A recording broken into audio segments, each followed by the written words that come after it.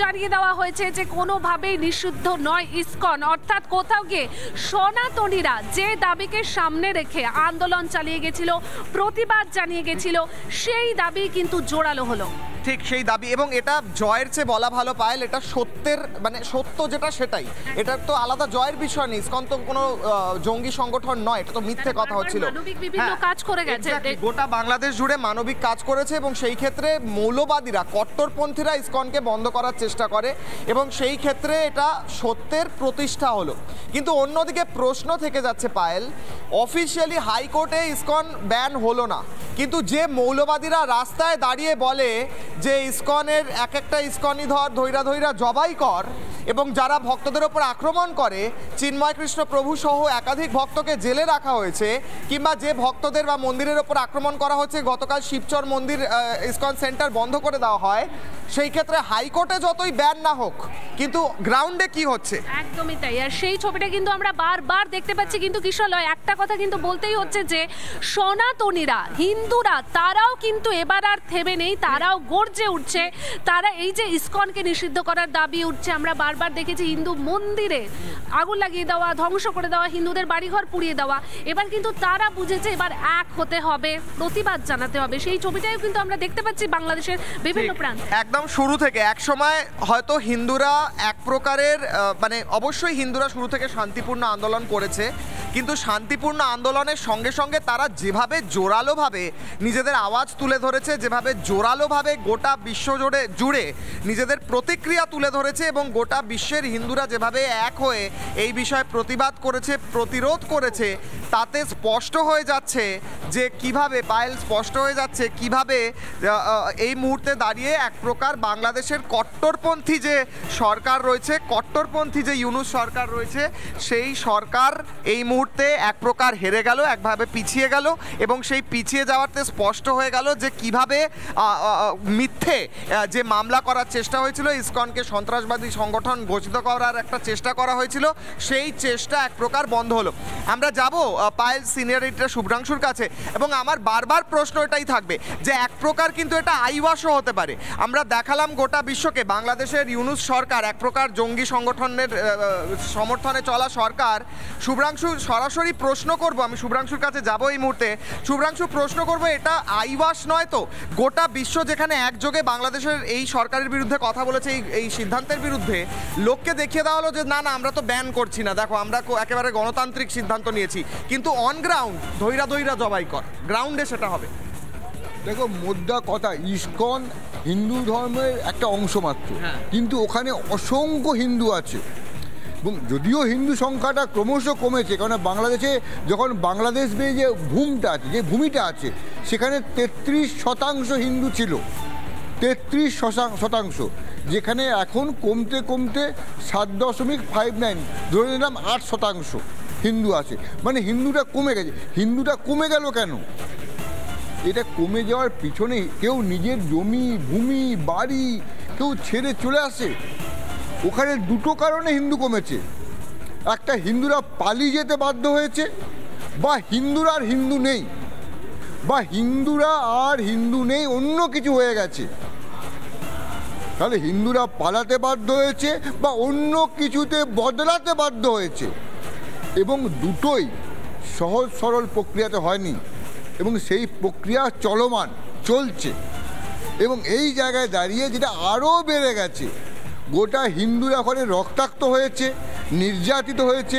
আমরা যে একের পর এক খবরগুলো পাচ্ছি, চট্টগ্রাম, কক্সবাজার, প্রত্যেক জায়গায় হিন্দুদের মারছে, সেই জায়গায় দাঁড়িয়ে আচমকা বলা শুরু করলো যে ইসকনকেও নাকি মৌলবাদীরা বলছে, মানে চালুনি সূচের বিচার করছে, সূচের বিচার করছে কিশোর।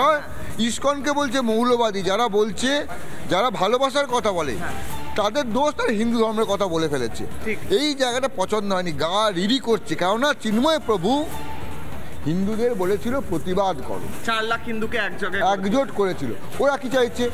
সংখ্যাগুরুরা চাইছে এদেরকে দাসের মতো রাখতে, তাদেরকে দাসের মতো রাখতে, দ্বিতীয় শ্রেণীর নাগরিক করে রাখতে কিশলয় সেই জায়গায় প্রতিবাদ হয়েছিল। শুভ্রাংশু, আমি একটা প্রশ্ন করব। এইটা আমরা এক্ষুনি হঠাৎ করে হয়তো প্রতিবেদন করা শুরু করব, মিডিয়া প্রতিবেদন করা শুরু করবে, দেখো বাংলাদেশ হাইকোর্টে দেখো সনাতনীদের বলে দেওয়া হলো যে ইসকন ব্যান নয়। আমরা কোথাও একটা পজিটিভ দিকে চলে যাবে ওদের সরকারের ভাবমূর্তি, সেইটার চেষ্টায় করা হচ্ছে। মানে হাইকোর্টে যদি বলে দিত যে সত্যি ইসকন ব্যান হয়ে গেল, তাহলে বলা হতো যে এই দেখো কট্টরপন্থীরা চালাচ্ছে, বোঝা গেল। এখন বলবে যে আমরা তো এই আইনের ইয়েতে চলি, দেখো। না, এটা ওরা যা ইচ্ছা বলতে পারে, নিজেদের মধ্যে সাজাতে পারে, কিন্তু এটাও ঠিক। এই যে চিন্ময় প্রভু একজোট করতে পেরেছিল লক্ষাধিক হিন্দুকে, হিন্দুরা যখন মুখ ফুটে ওখানে বলতে পারছে আমরা গর্বিত হিন্দু, এই গর্বিত হিন্দু বলার যে ক্ষমতা, সেই জায়গাটাও হাইকোর্ট বুঝতে পারছে। শুভ্রাংশু, এই মুহূর্তে আমাদের সঙ্গে আইনজীবী সুমন কুমার রায় আমার কানে রয়েছে, আমার ফোনে রয়েছেন, আমার সঙ্গে যোগাযোগ হয়েছে। আমি সুমন কুমার রায়কে সরাসরি জিজ্ঞেস করবো। সুমনবাবু, রিপাবলিক বাংলায় স্বাগত। এই যে হাইকোর্টে কেসের আপডেট আমরা পাচ্ছি, ইসকন এই মুহূর্তে ব্যান করা হবে না জানা যাচ্ছে, আপনি এই বিষয় যদি কি রায় হয়েছে, কি হয়েছে হাইকোর্টে, এই বিষয় যদি একটু বলেন। ধন্যবাদ রিপাবলিক বাংলাকে আমাদেরকে সংযুক্ত করার জন্য এবং আমাদের পাশে থাকার জন্য। আপনারা জানেন যে গতকাল একজন আইনজীবী চট্টগ্রামে যে আমাদের জানেন যে একজন সহকর্মী সাইফুল ইসলাম, তাকে হত্যা করা হয়েছে। আমরা মনে করছি যে এটা পরিকল্পিতভাবে, যে কথাটা আমরা আরো 2 দিন আগে থেকে বলে আসছি, যে আমাদের এই শান্তিপূর্ণ আন্দোলনকে ভুলণ্ঠিত করার জন্য এবং যাতে ভিন্ন খাতে প্রবাহিত করা যায় এবং হিন্দু মুসলিম আমরা বাংলাদেশে একটা সাম্প্রদায়িকতা দাঙ্গা লাগানোর প্রচেষ্টার অংশ হিসেবেই সেখানে এই আইনজীবীকে হত্যা করা হয়েছে। এবং তারই পরিপ্রেক্ষিতে বর্তমানে বাংলাদেশে আপনি জানেন যে একটা অরাজকতার সৃষ্টি চলছে। সারা বাংলাদেশের দ্রব্যমূল্য ঊর্ধ্বগতি সহ সারা বাংলাদেশে যে আন্দোলন, আপনার কলেজগুলো ভাঙচুর করছে একের পর এক।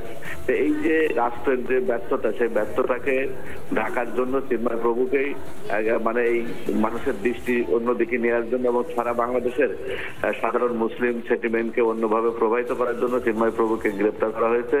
এই ইস্যুটাকে সামনে নিয়ে আসা হয়েছে এবং ইসকনকে নিষিদ্ধ করার মধ্য দিয়ে, একটা রিট করার মধ্য দিয়ে একটা সাম্প্রদায়িকতার শক্তি তারা চেয়েছে যে এটাকে, এই ইস্যুটাকে সামনে নিয়ে আসার জন্য।